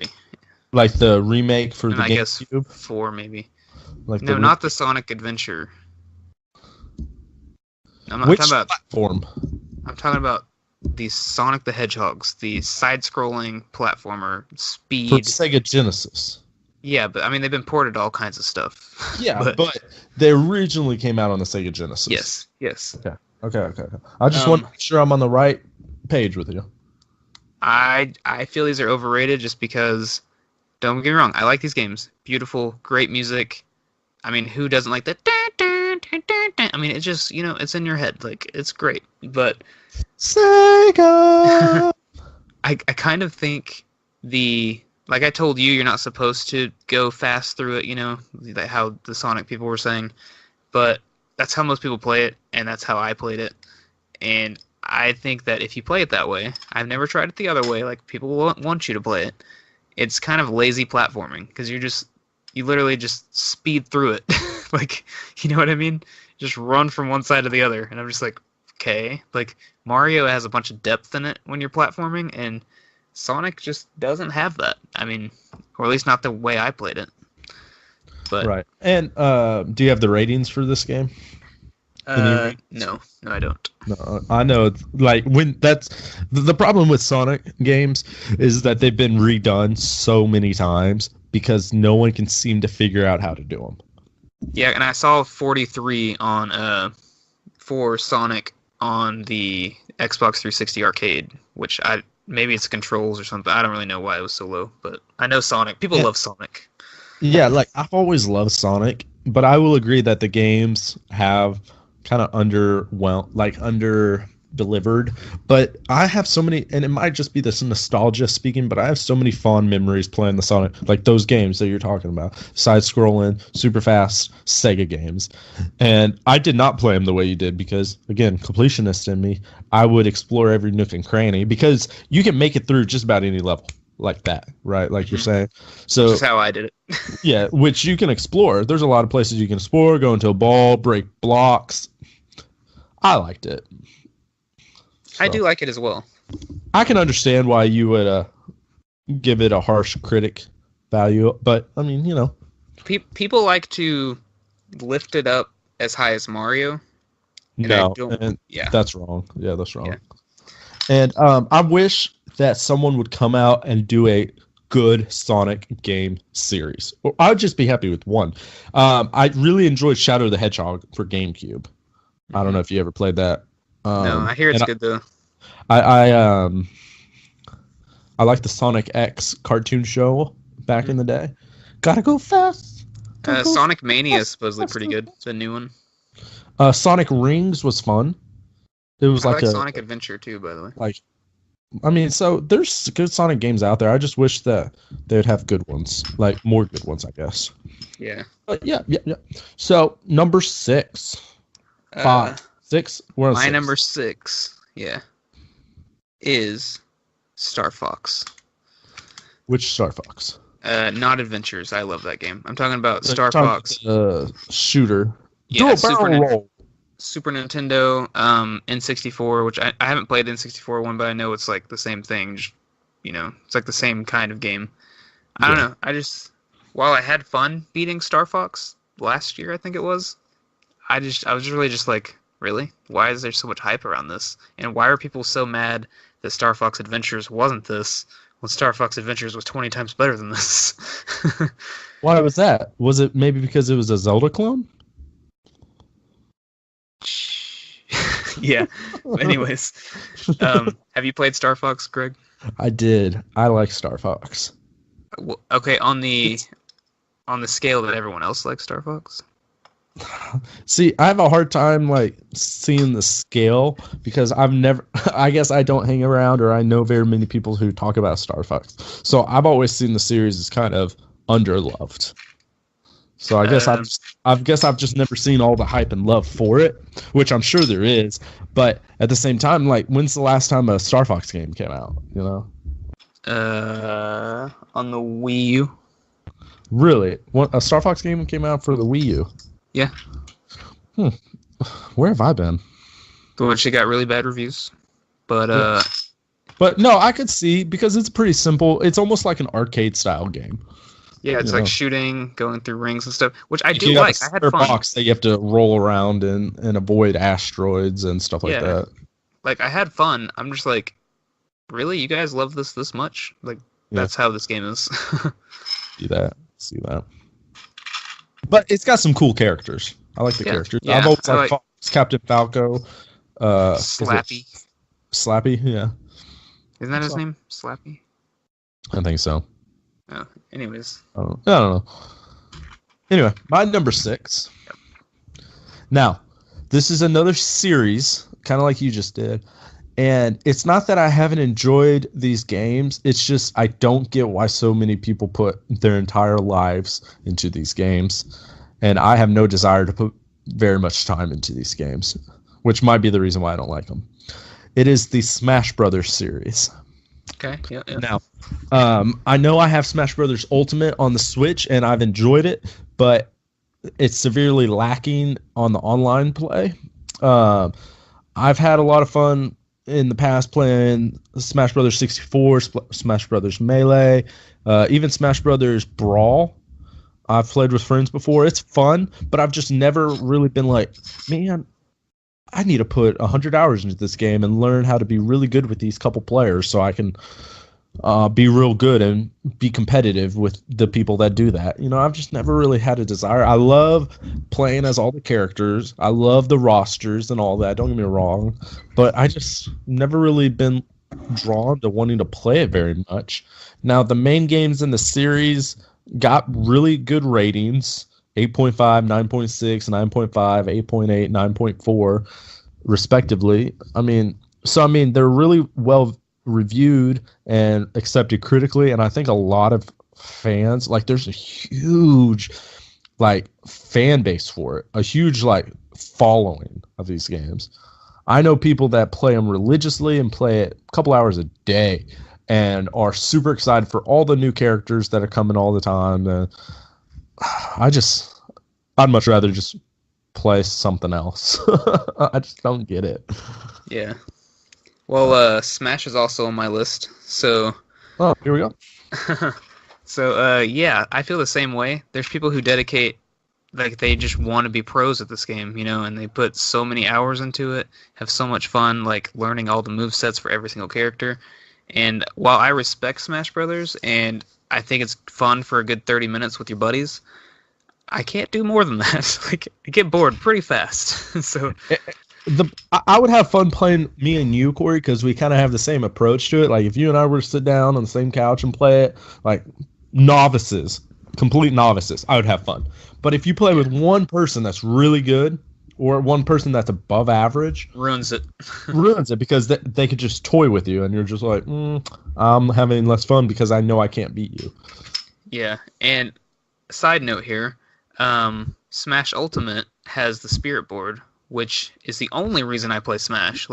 I like the Spirit Board a lot. It has a story element, and so me thinking, hey, this is a new concept in Smash makes me think, what the hell? Why is everyone playing all these other Smash games? Like, I wouldn't even touch the other ones with no Spirit Board. Yeah. So, so yeah, I Is gotta it? agree. Yep. So that was my number 6. Like fun games. I would enjoy playing it, but whatever. What's your number Yeah. 5, or is it my turn to go number 5? It's your turn. My turn. Now, this is a game I had huge expectations for because it got medically hyped. Medically hyped. And I think it kind of flopped a little bit. So I'm okay with that. Like medical? Yeah, medical. Like it had a medical problem and it flopped. Okay. And that is Watch Dogs. Watch Dogs. Wait. How this overrated Watch Dogs? Watch Dogs, I feel like now I'm saying the pre-release hype on it got me overhyped. That makes sense. See, so when it was about to come out, it was extremely sold too high. Because people hate it after it came out. Yes, because it's not that good of a game. And that's why I put it on my list, because I was super excited for it. I was super ready, and they sold it way hard. And it flopped. It majorly flopped. And I'm not the only one that thinks this. And the reason it's on my list is because of my disappointment because I only played like 3 or 4 hours, and I was like, I can't play this game anymore. It got an 8.4 at IGN as well. So it got a good rating. So people out there do like it. And like you said, I know you like it. But it came out, like, when they're releasing it and doing all the pre-games hype for it, super up there. I bought it pretty early on in its release window because I was that excited about it. And yeah, it disappointed me. Like, I love the concept of being able to control everything, but they just, I don't know. Okay, so I personally would put Watch Dogs on my underrated list. I'm kind of mad I forgot to. Nope. Because if you look at the trophy list for Watch Dogs, most people didn't get past like 3 hours of that game. Yet everyone trashes it. I don't understand how you can barely scratch the surface and still trash it. I mean, you can say that it didn't captivate you enough to make you keep going, but that game gets really good, and I really liked it, like, towards the end of it. And also, it got overhyped like that because it was in production for so long. Like, they showed it way too early, so it had everyone's just, like, building anticipation for it. And when it finally came out, it didn't meet those expectations. But I think they did a wonderful job promoting it. Yeah, the problem is they promoted it too early. They promoted it too, like, way over what it was able to deliver, I feel like. They promoted it, I want to say, like 5 years before it came out. Really? Yeah, Oh, that's wow. why it got overhyped, because like when you promote a game that's going to be on the PS4 and you're midway through the PS3 generation and you see those graphics and stuff, you're like, holy crap, like, this is next gen, like, let's go. And then that came out. I could see that. And then it's just like, meh. Yeah, Meh. I liked it. I will say that I do encourage you to try to push through it because it is fun. But okay, my number 5. What's your number 5, Corey? The Mega Man series. Are we talking the entire Mega Man series, or the original Mega Man series, or the entire Mega Man series to include X, Battle Network, Star Force, Mighty Number 9? Like, you got to be more specific than this, Corey. I will say 1 through before X. Okay. Because a lot of people live and die by these games. Like the first, what is it, 6 or 7? How many are there? 10? How many are there before X? 9, I'm pretty sure. I think So that's X isn't 10. I'm pretty sure X is 10. No, I think there's 10 games. I think there's 10 to 12 games or so before. Yeah, and I know a few huge Mega Man fans. Like I am with Zelda, they are like that with Mega Man. Which, I like Mega Man, don't get me wrong. I like it. It's just, like, I don't have a lot of bad to say about it. Kind of like Little Big Planet. Have you played Mega Man 1? I've played most of them. I used to have them on NES and stuff, but yeah. But my thing is like it's, I'm like, this is pretty fun, kind of hard. You know, it's cool that you got to beat the right boss to get the right ability. It's cool. But I just don't understand the living and breathing Mega Man. Like, that's my thing. But anyways, how do you feel about Mega Man? I know you like it a lot. I don't know. I don't even know how to start this. I didn't even expect this. I didn't expect this. It's like I just cheated on him. It's like, oh man, like I understand the dislike with Mega Man's, early Mega Man's, pre-X Mega Man's. Like, I understand. Don't like, dislike it. It's just not. It's not what people think it is. Have you played the collections on I PlayStation have not, 3 but I have the Legacy Collection, got an 83, and I have Legacy Collection 1 and 2, and I want to play through them. I really want The to. Legacy collections are really fun. Now, don't get me wrong, Mega Man 1 is one of the hardest games ever. And, like, the good thing about these is the stories are kind of connected, but you don't have to play them in order, right? So, I just have such a fond spot for Mega Man. He's a big part of my life. And you did this to me. I just... They're iconic, Corey. They are. They're more. I respect Mega Man. All the games on our list, except for maybe Final Fantasy VII, none of them are as iconic as Mega Man has been through my lifetime. Yeah, I grew up with Mega Man as well. I had him on NES. I just. Have you ever played the? I know we're just talking about the original series, but you need to play the Battle Networks, and that will increase your fondness of Mega Man. By the way, I love Mega Man 64 and Mega Man Legends. See, yeah, so fantastic. If we're just addressing the first iterations, the 2D platformers, I can understand some content, but once you get to X kind of like pushes. X gonna give it to you. Yeah, it gives it to you. It gives you that love of Mega Man. That's true. Yeah. Like the X series is phenomenal, and then everything from then point on has been great for the most part. So I just. You're attacking its infancy, and I don't think that's right. It was trying to figure out who it was as a person, as a video game, and I don't think that's very fair of you. Here's an analogy. It's kind of like you and I are debating to be president, and I'm like, look, this guy can't even eat by himself, and he uses a bib, and I pull up a baby picture of you, and it's like, what? Like, you really want this to be your president? Yeah, that's the issue I have with this, because the series as a whole is really good, and okay, talking about the NES, will it make you feel better if I throw in another honorable mention that I just thought about that will strike my own core talking about it? No. Legend of Zelda 1. Overrated. No, because we all know that the early renditions, anything pre-Ocarina of Time has its problems. Like, we understand that. There's problems. NES games basically have their problems. Yeah. So I understand your issues with the early games, the early video games in the Mega Man series, but the series as a whole makes up, in my opinion, for any issues that those early games have. Yeah, but there's people who still adore the early games. Which play them on the PlayStation 4 Legacy collections. The rewind feature and save states. Yeah, yes, that sounds good. And it solves all the issues. The save states solves any issue you'll ever have with those games. I believe it. I really want to play through them. So, done. Moving on. On to 4. Whose turn is it? Great. It's your turn, because I started with Watch Dogs at 5. Okay, so my 4 is Super Smash Brothers, and we already discussed this. Okay, yeah, okay, that's fine. So my 4, speaking of fighting games, Mortal Kombat series. Dude, that should have been on my list. Yep. Now, don't get me wrong. Speaking of NES games, Mortal Kombat, I got introduced to it on the NES. Playing with you, Junior. NES, right?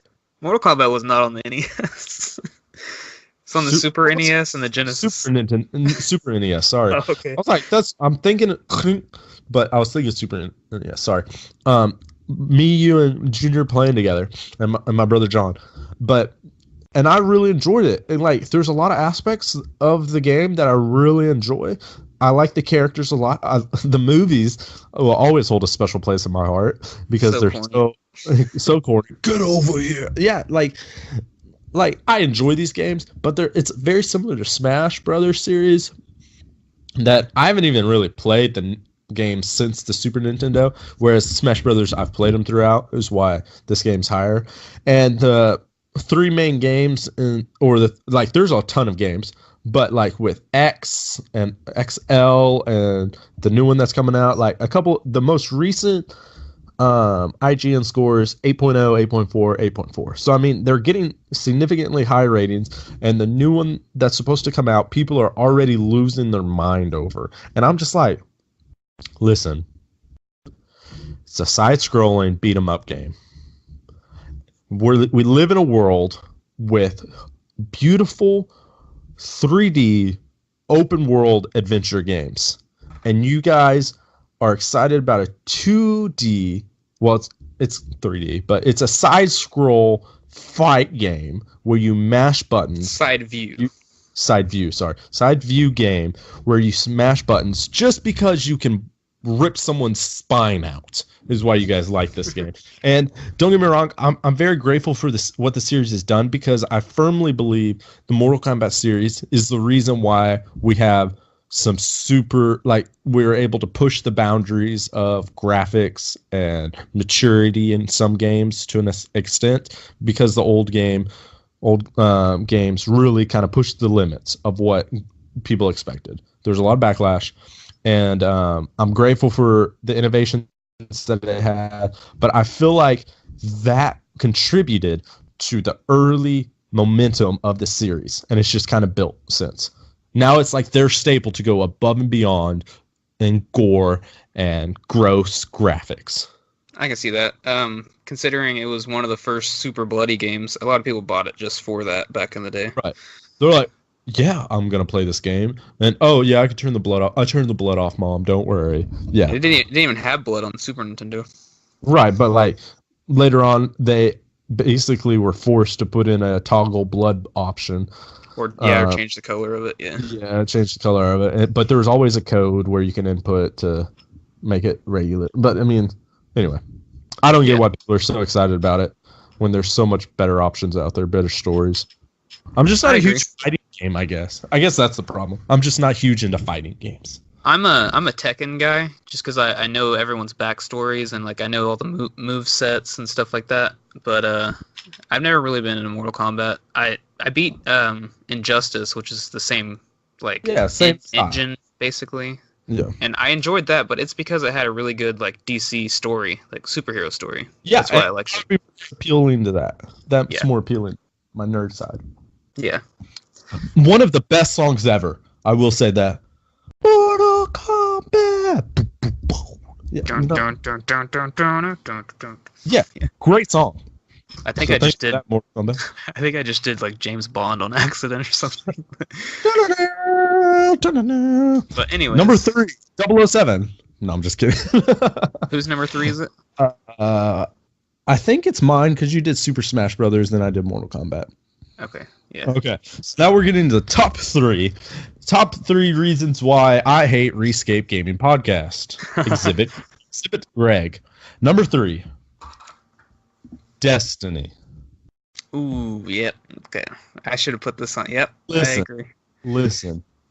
I completely understand why people are so hyped about this game and play it religiously. I understand.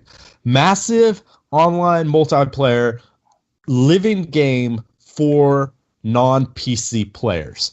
I understand. But with that in mind, it's not that fun. Listen, the best aspect of this game is the raid strike system where you can go with your friend. Hey, man, you want to go do this adventure where we kill 1 million people? Sure. We'll be done in 5 hours. Like, what? Like, that does not appeal to me. And I've had people argue that the reason why it's so popular is you can do that, or you can do an adventure. Like, the storyline is open world, so you randomly see other people, and some random overpowered dude can jump in and kill the monster that you've been fighting. I don't like that. I don't like that. I wish there was a way for it to be like, I understand you can play offline and it's not, but then I can't play with you. Like there needs to be a way to toggle like the world you're in or something. But even then, the story's not that good. Like you can tell they weren't really concerned with the story. I haven't played Destiny 2. I understand, but I just never really got the appeal for this game. It was one of the first games I bought with my PlayStation. It was a launch. I'm pretty sure it was a launch title for PlayStation 4. We're pretty close to it. And I know a lot of people that play it every single day. It's the greatest game ever.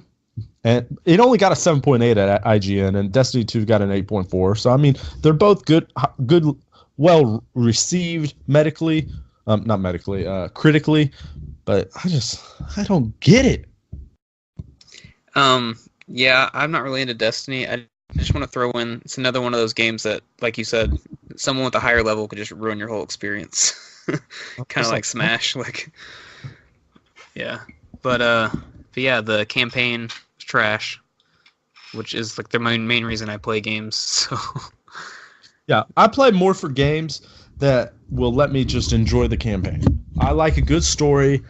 I like being able to play by myself or with friends, not being forced to play with any Joe Schmo. What's hilarious is Lannister. What's his name? The dude that played Tyrion Lannister. Peter Dinklage. Yeah, he was the voice, and then they got mad and got it changed. I'm like, that's the issue you had with this game. You got that changed out of everything. Yeah, he was the voice of the Guardian, right? Yeah, they changed it to one of the big guys. He was either Nolan North or I think it was the other one. Yeah, Nolan North. But I agree. So that was my number 3. What's your number 3, Corey? My number 3 is the Metal Gear Solid series. People love this series. Come back around. Yeah. So I'm not that into stealth games, but on the other hand, okay. So I've played Splinter Cell. Splinter Cell, in my opinion, does stealth better than Metal Gear Solid. Metal Gear Solid has better stories though, which I do like stories, but I don't know the early games, really bad controls, horrible controls in the older games. People still love them. I still like Metal Gear Solid. I've beaten 1 through 3, but they are not what people say they are. Like, they are just not. I'm sorry. But anyways, what do you think about Metal Gear Solid? Metal Gear Solid is, I'm just going to tell you now, it's number 2 on my list. And I had a whole rant, and I don't want to just rant again because I know I just kind of ranted about Destiny, but I know people that swear, live and die by this series, and I just don't get it. I was really excited to start the series, and maybe I was overhyped. Maybe I didn't understand what I was getting into, but I started with Metal Gear Solid 3, which is chronologically the first game in the series, I think. I have the Metal Gear Solid collection. And a lot of people think that's the best one, by the way. And a lot of people think it's the best one. So I was told by many a fan to start there, and I think it was a game of the month in our game clubs. Yeah, it was. So I was excited. I spent about 2.5 hours trying to disguise myself as a bush in a forest. And I said, if this is the first intro of this game, I'm not going to enjoy this game. And I haven't been to it since. The trilogy series, the remaster series, got a 9.0 on IGN. And the newest one, Metal Gear Solid 5 Phantom Pain, got a 10. Got a perfect score on IGN. And I just do not get it. Like, the story seems great, and I've had some people explain the story to me, and there's a lot of twists and turns and ups and downs, but I'm all for stealth, but this is too much realistic stealth for me. And the controls are bad. The controls are bad. It's like tank controls with stealth. Man, I'm so glad this is on your list because I knew you played through 3, and I thought you liked 3. And, oh my gosh! I thought 3 was okay, but I bumped the difficulty down to easy and run and gunned it. I didn't even stealth around. I just shot everybody. It's supposed to do. Yeah, I know. It's like I'm not even playing it right. Anyway, what's your number 2? Because that was my number 2. My number 2 is the Soul series. Soul series. Yeah. Okay. Disclaimer: this is not on my list because I've never played it. And for all the reasons he's about to explain. Okay, the Souls series. So I've attempted to play Demon Souls about 4 times now, and I have watched people play Dark Souls 2, etc. on Twitch and everything else. So even though I haven't beaten one of these games, I know what they're about. I know the formula. I've watched people play Bloodborne. I'm just not about banging my head into a wall on a regular small enemy just to get to another enemy that I bang my head against the wall on, just to get to another enemy that I bang my head against the wall on, with no story in between.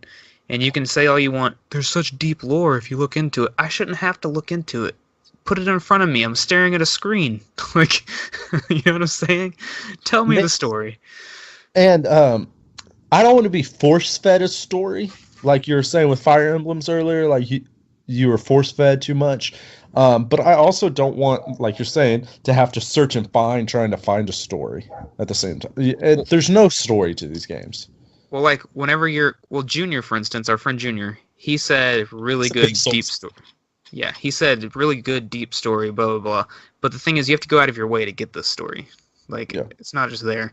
And another thing is, when you're facing a really hard boss in a game, like on any game, what's pushing you through usually is you want to see the ending to your game. You know, you want to see the next story element. You know, that kind of stuff. With this, like, you beat it, and it's like, all it's there is your own pat on the back. Like, why? What am I doing? I beat that guy without dying this time. I guess I could tell my friend I beat this guy. Yeah, like, not worth it. Yeah. Now, I have played a little bit of Bloodborne, but I did not get very far because it's I died a lot. But I really love the art style of Bloodborne, which is what drew me to it. I love like the way they look. Horror, which is why I was like, man, this game looks like a lot of fun. If there is a way, now I know the whole point of these games, and Bloodborne isn't considered a Souls game. It's like a spiritual sister game kind of thing, and I understand that they're really fun. I wish there was there seems to be a little bit of a story with Bloodborne rather than Demon Souls or Dark Souls, and there might be a little bit with Dark Souls that I just don't know about, but like there's a little bit of narrative in the beginning of Bloodborne. But I just, if there's a way to put it on easy mode where 2 hits I don't die, like this is a game I would not be ashamed to be playing on easy mode. I think the newer, like, Dark Souls 3, I might be wrong. I think you can have easier on it, but I'm not sure. Not 100% sure. I also don't like that if you die, you lose everything. Yeah, it's just like... Isn't that how Dark Souls is? Demon Souls is? Yeah, it's like this difficulty just isn't warranted because there's no story. You can't pause either? Junior found an exploit on Demon Souls to where if right when you die, you just turn your system off, you don't lose anything. Well, I don't care about that. Well, I do care about that, but you can't pause once you're like, oh no, world or whatever. And I'm like, why are you trying to make this like? I don't have 2 hours. Trying to kick us in the balls. Kind of like Destiny. You know, I don't have 3 hours to commit to the strike tonight. You know, I just want to casually play a little bit. But yeah, I wanted to put this on my list very much so, but I haven't truly tried it, and I don't consider Bloodborne truly trying it. So. That's why I did. I'd say you tried it because, I mean, it's all the same formula. Yeah, that's true. But I completely agree, and we've talked about this a lot. So I knew you were going to voice a lot of my opinions.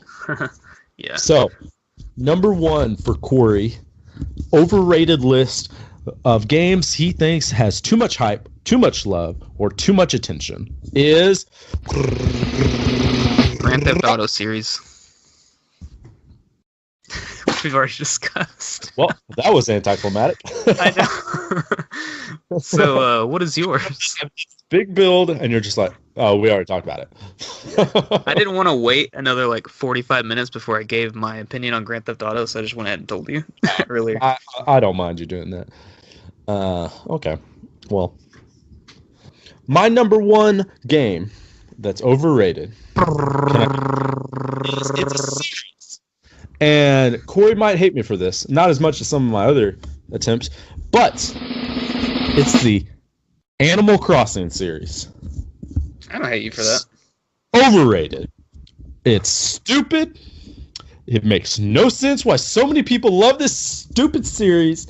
I don't understand why someone would want to play in a world like it's a game where you literally what's the point of this game? Oh, I'm supposed to do errands for this random animal in this random village? Oh, he wants me to go fishing for him? Cool, let me do that 5 hours. Oh, this guy wants me to go get his groceries for him? Oh, okay, let me go do that. This guy wants me to take out his trash? Oh, well, let me do that. Like, that's the whole game.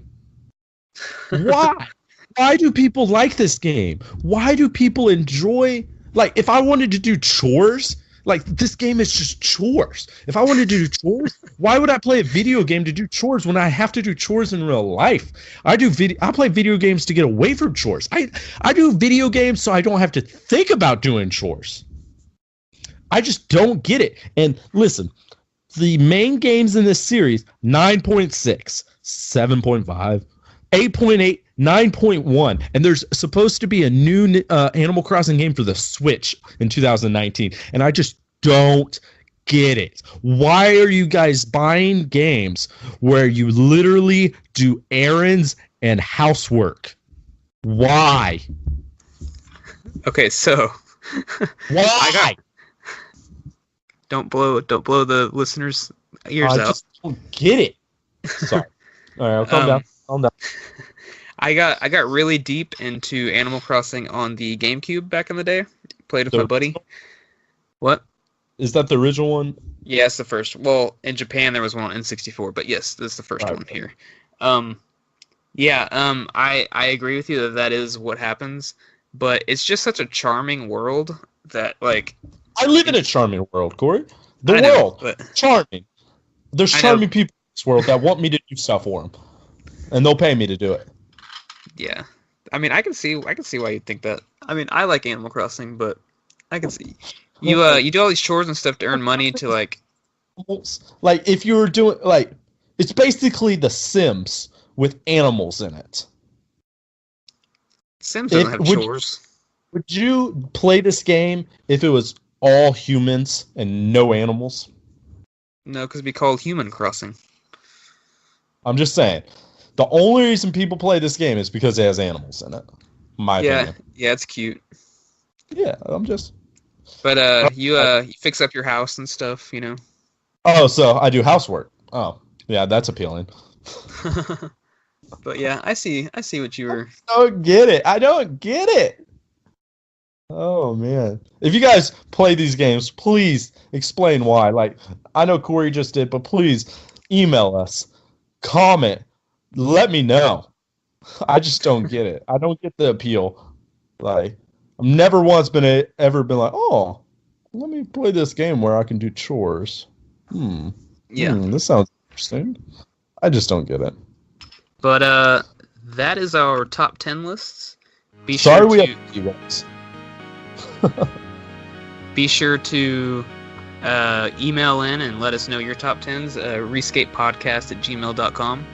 And we're both playing through Crash 1, like we said on our channel. So go to Aerodontis, AERODONTIS, and me, C-Stove, C-Space, S-T-O-V-E.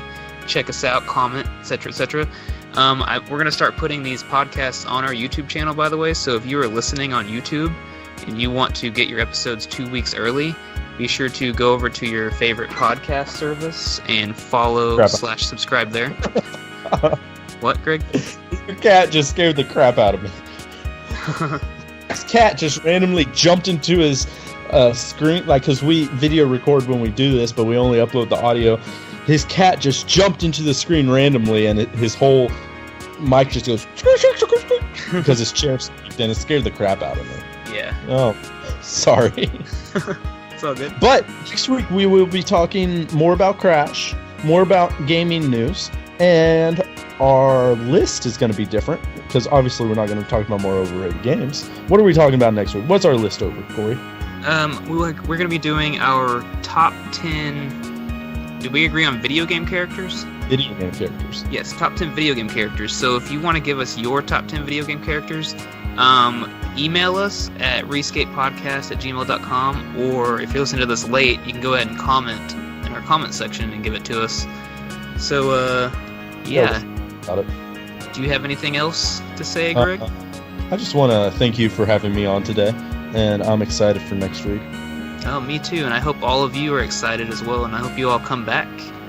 And Absolutely. we will see you guys later. All right. Bye bye.